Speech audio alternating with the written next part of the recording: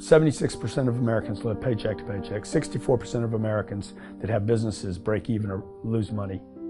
Most people don't have any money and have accepted the fact that they don't have any money. They don't have any leftover money.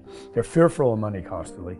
They overspend. They don't know how to produce money. They definitely don't know how to multiply it. The land of the brave and the home of the free, it's not even close to the truth. It's just important for people to understand that complaining has no value. And if you complain about not having enough money, work more. If you complain about not having work-life balance, spend more time on vacationing and your family. It's super simple. Let your actions dictate instead of sitting there and feeling like you're not in control. Poor people say, I can't afford it, I can't do that, I don't have time. It's an escape, you know what I mean? It's easy to say, I can't afford it. Oh, I'm too tired. Oh, I can't go to the gym. You know, when you could go to the gym. No, I can't. Truth is, I'm just too lazy to go to the gym. Money doesn't have value, right? And this is an important thing that most people don't immediately understand, is that money itself doesn't have value. Money is a vector for transmitting value. It's how you express value. But the value isn't in the money. It's in the product or service you bought with it. And it's in the labor you gave in order to acquire it in the first place. That's where the value comes from. There's nothing intrinsically valuable in the money. You shouldn't put money in a house. You should put money in your brand. You should put money in the marketing. You should promote yourself, not put money in where you and the kids live. Right. Why is that a mistake? Because it's dead money. I mean, it can't, a house can't make you money. A house does not make you money. The only reason people think a house makes them money is they're comparing it to, if I rent, that costs me money. But, you know, if you need to go to a hospital, you don't buy the hospital. You rent a bed to get out of there as fast as you can.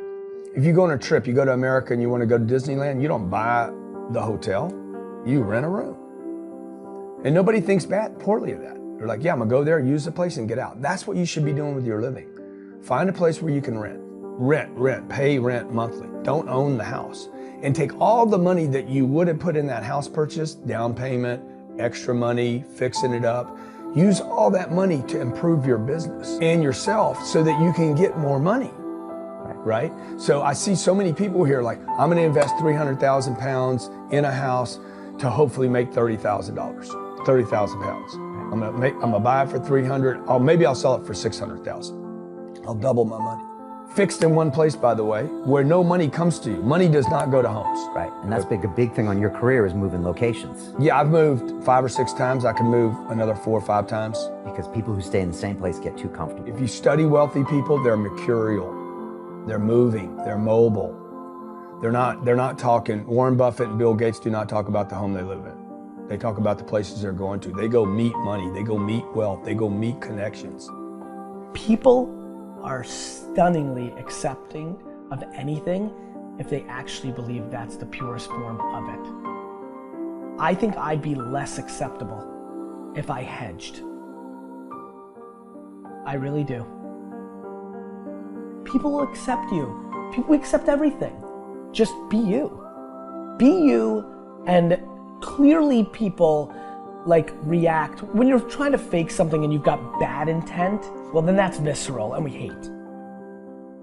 But I actually think we don't give love to the person that actually knows they have it and they're trying to fake it to conform. Hence why I won't adjust to this market all the way, because I don't think I'll be respected. I know what my intent is, so why would I be scared? I want to build the biggest building in town. That's who I am. And you know how I want to do that? By building the biggest building in town. And a lot of people want to build the biggest building in town, and you know how they want to do it? By tearing everybody else's building down. Poverty is passed on. It's taught in your families. And middle class is taught in families. And so the people right now who are sitting at home, who are struggling financially or worried about money or unhappy, they may be making a lot of money, but unhappy with what they're doing, it was probably taught to you. You know, your super ego was taught, get a job, work hard, or you'll never be rich, or the rich are evil, or whatever. And until you change your mindset, Correct. Money won't help you, right? Correct. And we see that with people that win the lottery, people that make more money, they still have the same problem. Right. Because they have that poor man's soul. Right. If you're poor, you'll always be poor. That's really hard for people to understand. Yeah, the money will disappear that fast. Just like most pro athletes, they make millions of dollars, and 65% are bankrupt 5 years later. It's because they come from poor families. Now you tell them that, they get very angry at you. It's not, it's the rich fault. It's you guys ripped me off and government ripped me off. But unfortunately, what Mr. Lipton was saying, it's passed down genetically. That's the frightening thing. And it's interesting when you commit to something, little gifts just start automatically showing up. It's a phenomenal thing. It's happened my whole career. When I fully commit, somebody will bring me something. Okay. And then keep your eyes open. And by the way, the package may come wrapped in a package you weren't thinking about. Hard work. Or like a voice, or like a person, or maybe from a different direction than you thought, or an offering where you're like, you read something about this and that's not the thing. Like all throughout my career, it's come in weird kind of ways. If you ask for help and somebody shows up at the door, maybe invite them in. Okay. Regardless of what the packaging is or what you've heard about it or whatever. That's really been beneficial to me. Okay. How old are you? 44. I'm 40. Do you know how young we feel? When you were 26, did you ever think that this is what 44 felt like? No. You thought that was finished? Yeah. How old are you? Like, you think a 40-year-old, like, when I was 25 years old, I thought a 40-year-old was finished. I don't even feel like I'm starting.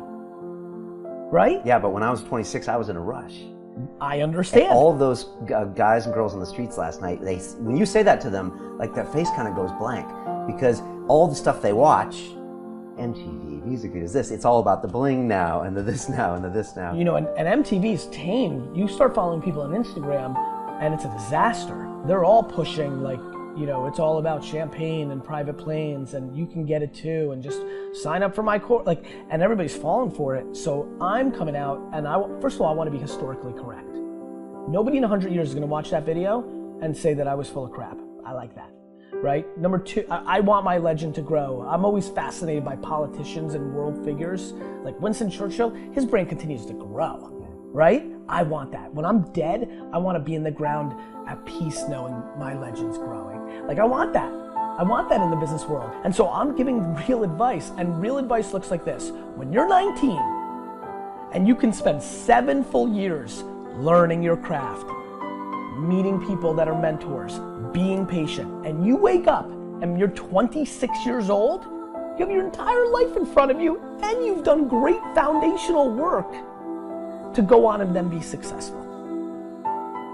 I have bad luck too. I've had financial crashes. I've had people stab me in the back, but they're all good because I grow from it. And that's spirituality. Right? People who are afraid of making mistakes, like they teach in school, they don't ever grow.